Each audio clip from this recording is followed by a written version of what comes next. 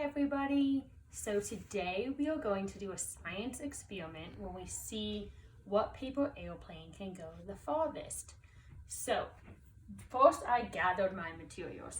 So I have plenty of paper to use to make the paper airplanes. I got this out of our recycling bin. It does not need to be fresh paper. It's actually great if you reuse it. And then I have a notebook with a chart, and I'll explain that later, kind of what's on the chart. And then you need something to mark where you start and where each paper airplane lands.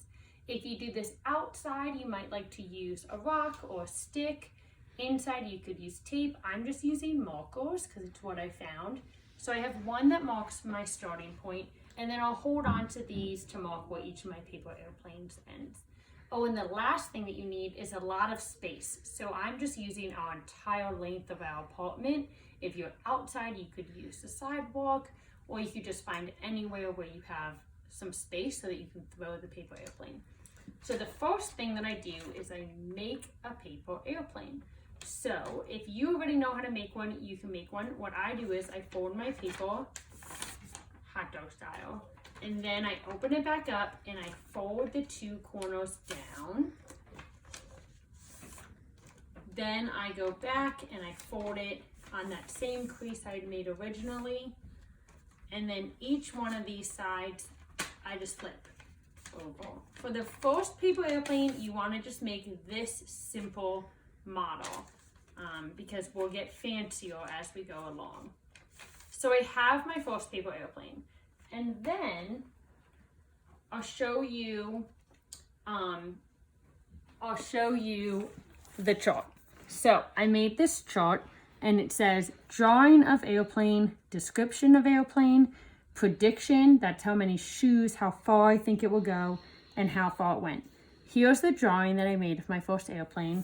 For description, I'll write simple because it's pretty simple.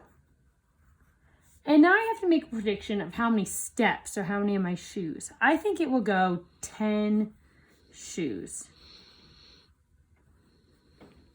Okay, I'm going to set this down and I'm going to get started. So I have my markers and I'm on my start line and I'm just going to throw it. Oh. Okay, so now I need to measure how far it went. So I'm going to put my feet one in front of the other, starting on my start line. So 1, 2, 3, 4, 5, 6, 7. And I think I'm about where it was.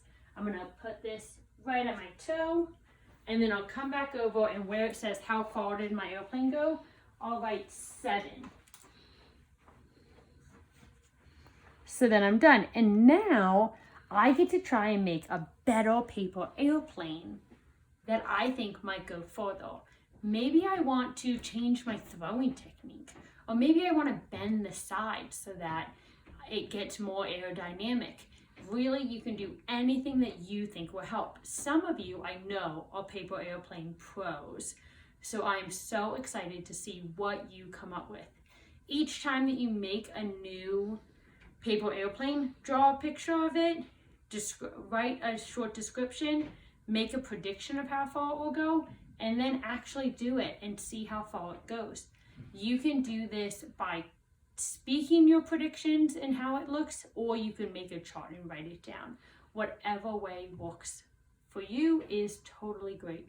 Okay, have fun.